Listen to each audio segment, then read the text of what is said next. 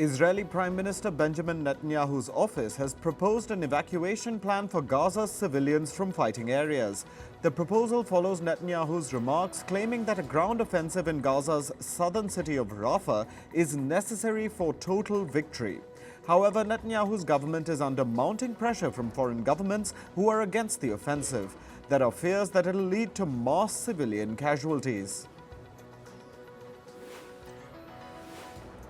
The Israeli army released a video allegedly showing its forces striking targets in the Gaza Strip. The video was released at a time when Israeli leaders had convened to hear about the progress in truce talks with Hamas. The talks are aimed at recovering hostages held in Gaza. Hamas continues to hold 130 Israeli hostages. The US released a video showing multiple fighter jets taking off from an aircraft carrier to carry out strikes on Houthi targets. The video shows the latest strikes carried out in Yemen by American and British forces. The strikes are in retaliation to Houthi attacks on shipping in the Red Sea that have upset global trade and raised shipping rates. Ukrainian authorities claim that a Russian strike has hit a train station in the Donetsk region. The police say that a guided Russian bomb devastated the railway station and the surrounding apartment blocks in Kostiantynivka city. The aftermath video showed plumes of smoke plummeting from the ravaged building. The US has once again reiterated its commitment to deliver aid to Ukraine. The country's National Security Advisor Jake Sullivan emphasized on the need to deliver weapons and ammunition to Ukraine as rapidly and efficiently as possible. Sullivan also urged the Speaker of the US House of Representatives, Mike Johnson, to bring the issue of Ukrainian aid to a vote. The remarks come after top Biden administration officials spent last weekend in Europe trying to soothe jitters over the prospect of US military aid to Ukraine getting halted. Ukrainian President Volodymyr Zelensky says that the war in Russia has killed 31,000 of his soldiers. This marks the first time that the Ukrainian leader has revealed the number of troop casualties. He also said that the Russian forces will attempt to conduct another offensive in Ukraine in late May or this summer, adding that the country will prepare for the Russian assault. The leaders of Western nations gathered in Kyiv on the second anniversary of the Russia-Ukraine war. Italian Prime Minister Giorgia Meloni, Canadian PM Justin Trudeau, European Commission President Ursula von der Leyen, and Belgian Prime Minister Alexander De Croo were all in Kyiv over the weekend. The leaders are looking to dispel concerns that the West is losing interest in the Ukraine-Russia conflict. As the Russia-Ukraine war enters its third year, protesters gathered outside the Russian embassy in London chanting, "Putin, stop war." The protesters, who described themselves as a community of Russian immigrants, marched from the Marble Arch in central London to the Russian embassy waving blue and white flags. Britain's Conservative Party has suspended its lawmaker Lee Anderson. The suspension comes after the lawmaker's contentious remarks on London Mayor Sadiq Khan. Anderson said that Khan was under the control of Islamists. He added, Khan has given the capital city to his mates. Khan, who is the first Muslim mayor of London, called Anderson's comments racist. Anti-right-wing protests continue in Germany's Hamburg. Protesters chanted the slogan, "We are the firewall," to oppose right-wing extremism and the far-right political party Alternative for Germany. According to the organizers, more than 50,000 people took part in the protests. That marks the third major demonstration against the right wing in the city of Hamburg. Polish farmers have joined growing EU protests, blocking one of the key crossings into Germany with their tractors. The protesters lined up some 100 tractors on the Polish side of the border. The blockade diverted Germany-bound traffic, causing massive jams. Farmers across Europe have been protesting against cheap agricultural imports and the constraints that they face from the EU's Green Deal climate change initiative. The Taliban has released Austrian far-right activist Herbert Fritz, who had reportedly gone to Afghanistan to prove that it was a safe country. The 84-year-old was released on Sunday after spending 9 months in detention. According to the Austrian media, Fritz arrived in Doha after the Qatari government helped secure his release. The protests by South Korean doctors over medical reforms have entered their second week. The South Korean government has asked trainee doctors to return to work. The authorities have also warned of punitive action against the doctors who continue to protest. This comes after thousands of junior doctors resigned and stopped showing up at work. The junior doctors are opposing the South Korean government's plans to sharply increase medical school admissions. This is to eventually increase the number of medical staff available for the country's aging population. Former Brazilian President Jair Bolsonaro has denied allegations that he attempted a coup. The former president organized a rally with thousands of supporters in Sao Paulo and claimed he was a victim of political persecution. The Brazilian police had raided Bolsonaro earlier this month to investigate the alleged coup attempt. On to climate news. Australian Prime Minister Anthony Albanese has pledged his government's full support to the state of Victoria amid raging wildfires. Authorities say that more than 15 bushfires were burning in the state yesterday. The wildfire emergency has destroyed several homes and killed livestock. Last week, over 2,000 people were ordered to evacuate their homes. Around 1,000 firefighters have been trying to contain the flames. Heavy rains have flooded the southern regions of Peru. In the Yura district, over 50 houses were flooded by torrential rainfall. Meanwhile, 90 houses were damaged in the Peruvian town of Inapari. Intense rains also washed away several roads in the country.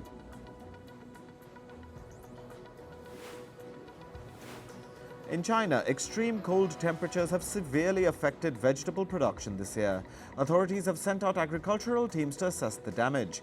The country is expecting more frosty temperatures this week. Yesterday, China's weather agency issued the highest alert for cold weather for the third straight day.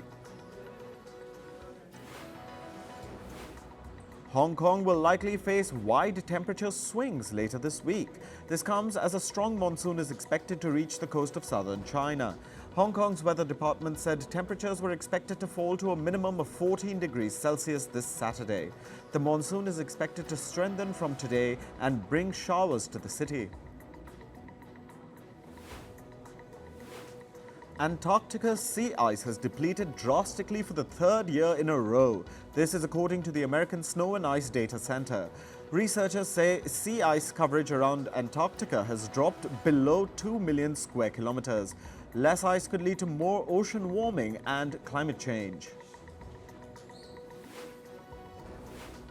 The European Union's carbon border tax may not have much of an impact on climate change. This is according to a study by the Philippines-based Asian Development Bank. The study says that these tariffs are unlikely to reduce greenhouse gas emissions. The tax has been designed to make foreign companies pay for their carbon dioxide emissions. It is set to go into force in 2026. On to business and tech news. The 13th Ministerial Conference of the World Trade Organization is set to kick off in the UAE's Abu Dhabi today.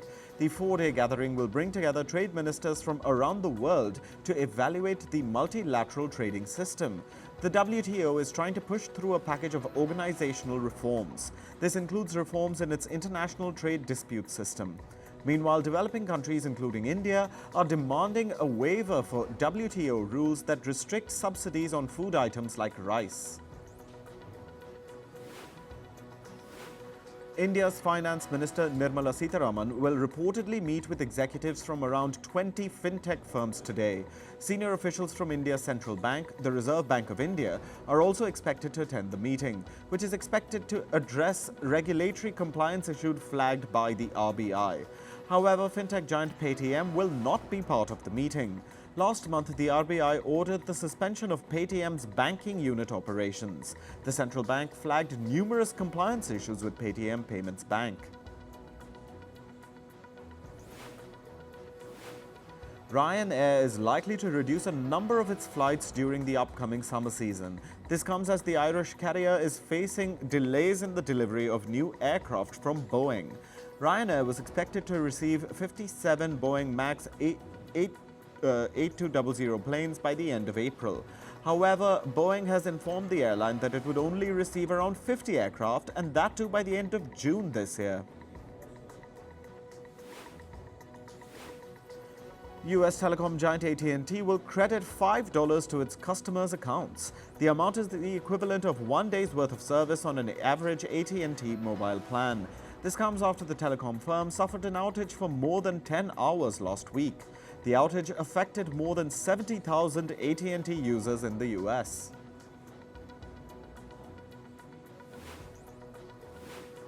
US aluminium producer Alcoa has offered $2.2 billion to take over its Australian peer Alumina. The deal could create one of the world's largest bauxite and aluminium producers. The two firms are already part of the Alcoa World Alumina and Chemical Joint Venture. The joint venture produces about a quarter of the world's aluminium oxide supply. Alcoa holds a 60% stake in the joint venture. Goldman Sachs and Abu Dhabi's sovereign wealth fund, Mubadala, have struck a $1 billion investment deal. Under this deal, the companies will jointly invest in several Asia-Pacific markets. The firms have said that these investments will particularly focus on India. Mubadala is reportedly looking to double its investments in Asia by 2030.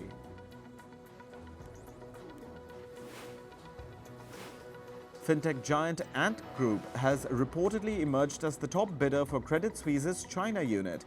The Jack Ma-backed firm outbid America's Citadel Securities. UBS Group, which took over Credit Suisse last year, is selling its investment bank venture in China. The Swiss banking giant already controls an investment firm in China. As per the country's law, the bank cannot hold two licenses in the same business. Meanwhile, Chinese firm Honor launched its new Magic 6 Pro smartphones globally. The smartphone features an experimental eye-tracking artificial intelligence function. The AI function can enable users to remotely open and move their car just by looking at their phone's screen. The smartphone is already available in China, and the company is working to launch it overseas. Taiwanese chipmaker TSMC has inaugurated its first plant in Japan. This comes as the firm is trying to diversify its supply chains away from Taiwan. Meanwhile, Japan is offering lofty subsidies to chip makers to revive its semiconductor manufacturing industry. During the opening ceremony, the Japanese government announced over $4.86 billion in subsidies for TSMC. The firm is building another chip fabrication plant in Japan as well. US chipmaker Broadcom is reportedly near a deal to sell VMware's desktop remote access unit. Broadcom is in talks with private equity firm KKR for a $3.8 billion deal.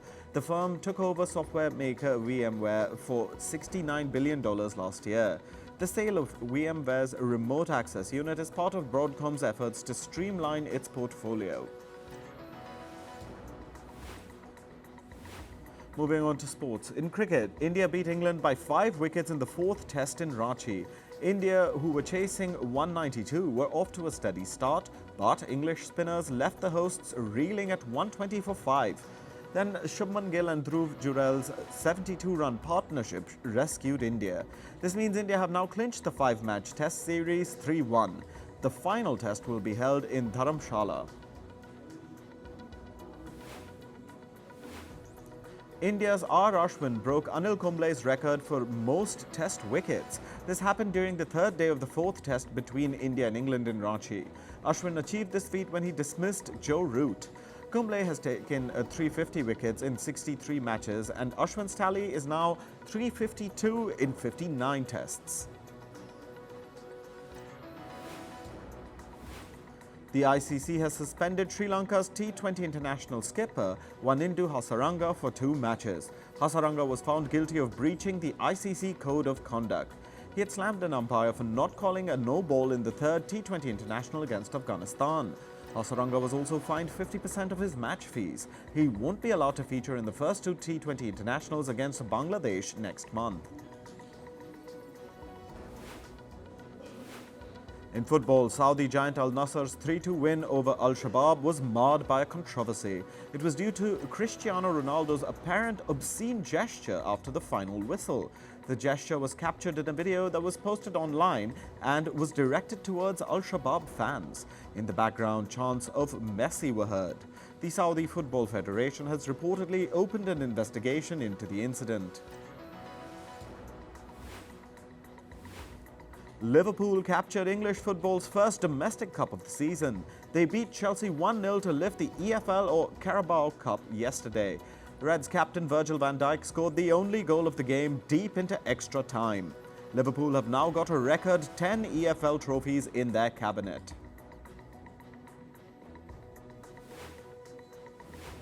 Real Madrid extended their lead at the top of La Liga to 8 points. They secured a 1-0 win over Sevilla. The contest looked to be heading towards a goalless draw, but then midfielder Luka Modric came off the bench and scored an impressive late goal.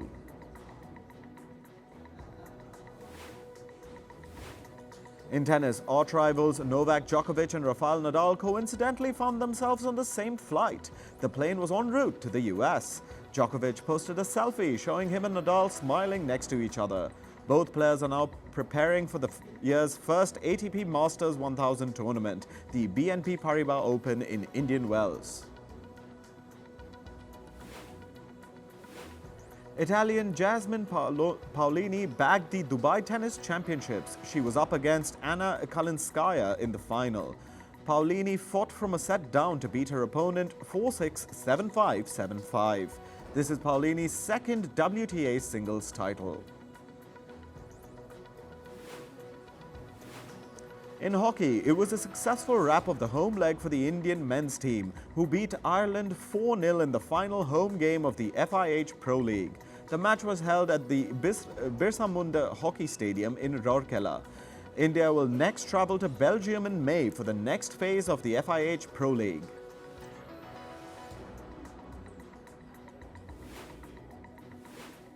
Max Denning of Germany has etched his name in the javelin record books. At 19, he became the youngest player to throw a javelin past the 90-meter mark.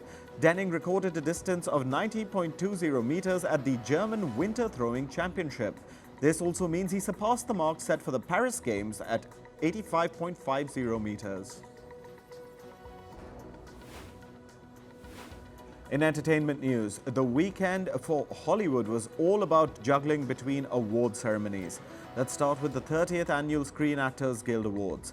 Oppenheimer again outshone everyone else in the race by winning awards like Outstanding Performance by a Cast in a Motion Picture and Outstanding Performance by a Male Actor in a Leading Role. Lily Gladstone won the award for Outstanding Performance by a Female Actor in a Leading Role for Killers of the Flower Moon.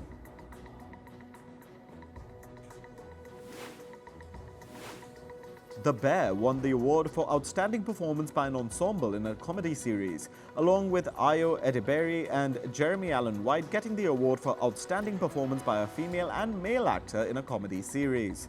Ali Wong and Stephen Yeun were felicitated with the award for Outstanding Performance by a Female and Male Actor in a Television, Movie or Limited Series. Pedro Pascal won the award for the Outstanding Performance by a Male Actor in a Drama Series for The Last of Us, followed by Elizabeth Debicki for her role in The Crown.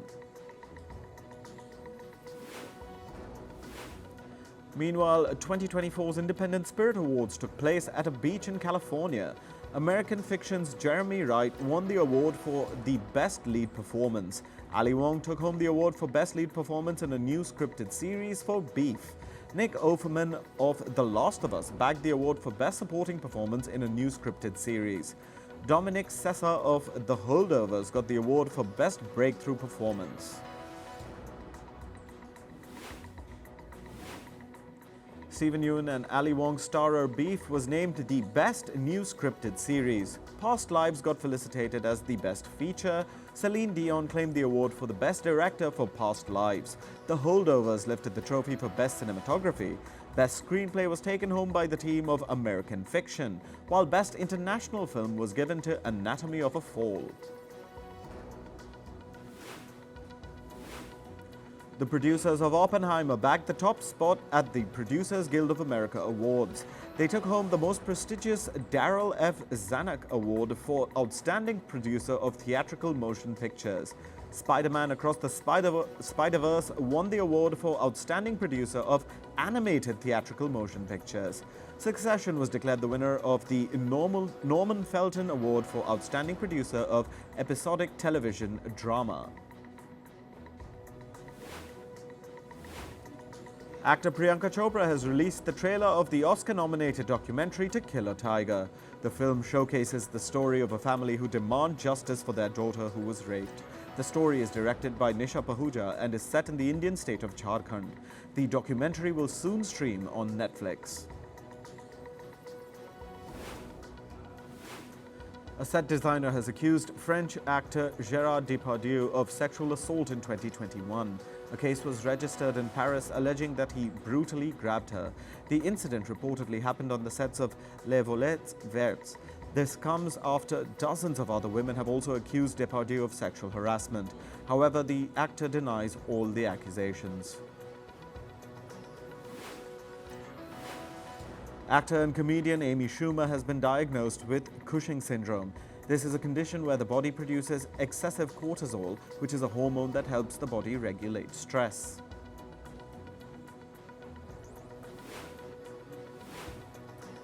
Captain Marvel actor Kenneth Mitchell has passed away at the age of 49. He passed away due to complications from a neurological disorder called ALS. Mitchell is survived by his wife and daughter.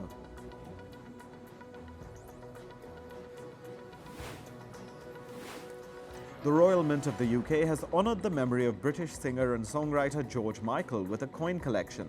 The Mint released a series of personalised collectible coins featuring Michael with his trademark sunglasses. The British Royal Mint's Music Legend coin series has also honoured artists like Elton John and David Bowie.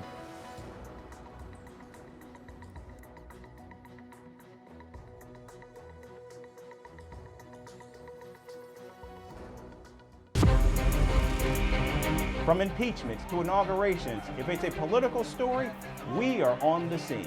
The race for the White House is heating up. We're beating Biden. How dare he say that? If it's breaking news, we're live with the latest coverage. From the White House, the State Department, and Capitol Hill, we know the issues, but above all, we know the players to bring you the latest in-depth analysis on all the key stories that we're covering. I'm Eric Ham. Join me from Washington here on Firstpost America.